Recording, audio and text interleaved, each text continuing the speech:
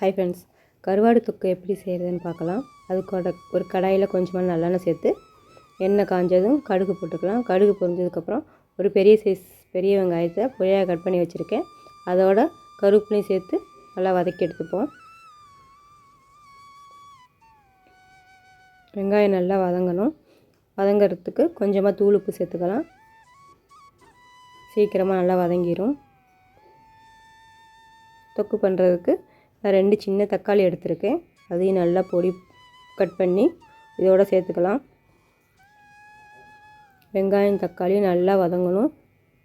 எல்லாத்தையும் ஒன்றா கிளறி விட்டுட்டு சிம்மில் வச்சு ஒரு 5 நிமிஷம் நல்லா மூடி போட்டு வச்சிட்டோம்னா நல்லா வதங்கிடும். இந்த கருவாடு தொக்கு செய்கிறதுக்கு நான் 50 கிராம் கருவாடு க்ளீன் பண்ணி எல்லாம் எடுத்து வச்சுருக்கேன். கருவாடு அதோடு சேர்த்துக்கலாம். கருவாடை நல்லா சேர்த்து வதக்கி விட்டுடலாம்.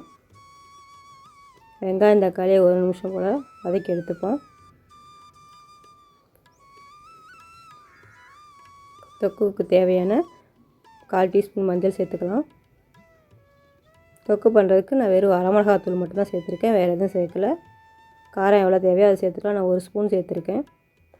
அதையும் இதோடு சேர்த்து நல்லா கிளறி விட்டுருவோம். கருவாடு வேகிறதுக்கு கொஞ்சமாக தண்ணி சேர்த்து நல்லா கிளறி விட்டுட்டு சிம்மில் வச்சு ஒரு 10 நிமிஷம் வேக வச்சா போதும். கருவாடு சீக்கிரம் வந்துடும்.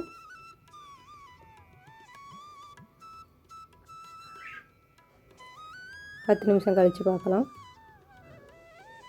இந்த வீடியோ உங்களுக்கு பிடிச்சிருந்தா லைக் பண்ணுங்கள், மறக்காமல் சேனலை சப்ஸ்கிரைப் பண்ணிடுங்க ஃப்ரெண்ட்ஸ். 10 நிமிஷம் ஆயிடுச்சு. இப்போ பாருங்கள், தண்ணிலாம் நல்லா சுண்டி ட்ரை ஆயிடுச்சு. சமயத்தில் நமக்கு உப்பு பத்தலையோ இல்லை காரம் தேவைப்பட்டாலும் இதோட சேர்த்துக்கலாம். பாருங்கள், எவ்வளோ நல்லா சுண்டி வந்துருச்சு. சுவையான கருவாடு தொக்கு ரெடி.